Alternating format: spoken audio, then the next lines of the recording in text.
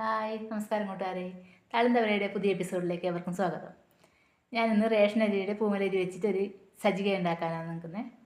അത് നമുക്ക് അങ്ങനെ ഉണ്ടാക്കുന്നതെന്ന് നോക്കാം. അതിന് വേണ്ടി ചേരുവകളൊക്കെ നോക്കാം. പുഴുങ്ങലരി വെച്ചിട്ടൊരു സജ്ജികയാണ് ഉണ്ടാക്കാൻ പോകുന്നത്. ഇത് അതിന് വേണ്ടിയിട്ട് അരി പൊടിച്ച് വെച്ചിട്ടില്ലാന്ന്.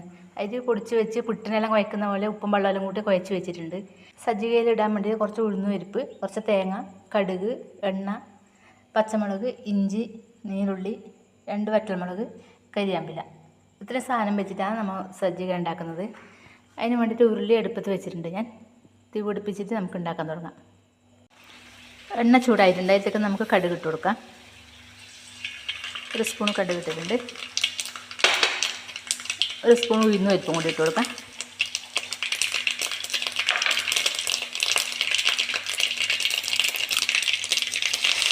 കറിവേപ്പിലയും കൂടി ഇട്ട് വറ്റൽമുളക് ഇട്ടു. ഇതൊന്ന് കടുകെല്ലാം പൊട്ടി ഇതൊന്ന് മൂത്ത് വന്നതിന് ശേഷം നമുക്ക് ഇതിലേക്ക് ബാക്കി ചേരുവകൾ ചേർത്ത് കൊടുക്കാം. ഇതിലേക്ക് നമുക്ക് നീരുള്ളി ഇട്ട് കൊടുക്കാം. ഇഞ്ചിയും പച്ചമുളകും കൂടി ഇട്ട് കൊടുക്കാം.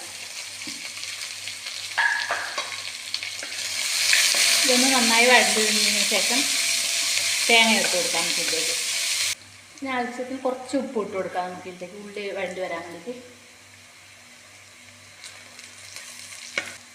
ഇത് മൂത്ത് വന്നിട്ടുണ്ട്. ഇതിലേക്ക് നമുക്ക് തേങ്ങ ഇട്ട് കൊടുക്കാം.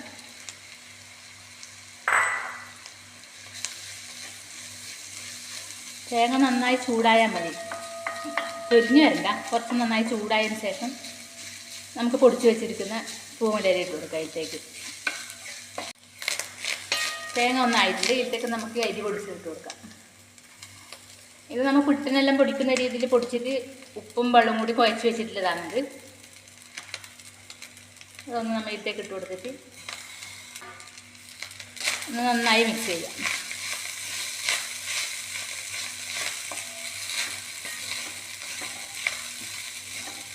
ഇത് ഫുള്ള് മിക്സായതിന് ശേഷം തീ സിമ്മിൽ വെച്ചിട്ട് നമുക്കിതൊന്ന് അടച്ചു കൊടുക്കണം. അടച്ചു കൊടുത്തിട്ട് വേവിച്ചെടുക്കണം.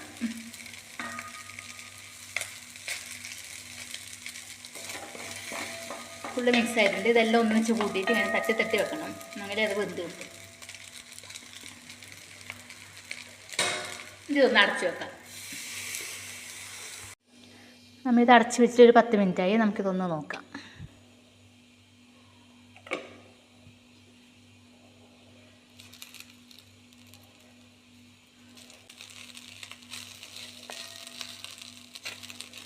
നല്ല പാകത്തിന് വെന്ത് നല്ല സജ്ജികയായിട്ടുണ്ട്.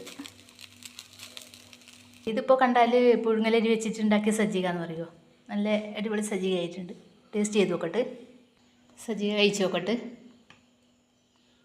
ചൂടുണ്ട്.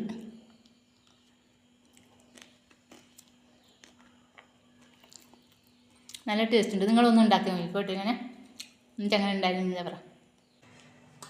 അപ്പോൾ സജ്ജിക ഉണ്ടാക്കുന്നത് എങ്ങനെയെന്ന് എല്ലാവരും കണ്ടുവല്ലോ. എല്ലാവർക്കും ഈ വീഡിയോ ഇഷ്ടമായെങ്കിൽ ലൈക്ക് ചെയ്യുക, സബ്സ്ക്രൈബ് ചെയ്യുക, പിന്നെ താഴെ കാണുന്ന ആ ബെല്ലൈക്കൺ കൂടി ഒന്ന് ക്ലിക്ക് ചെയ്യുക. അപ്പോൾ അടുത്തൊരു വീഡിയോയിൽ കാണും വരെ ബൈ ബൈ.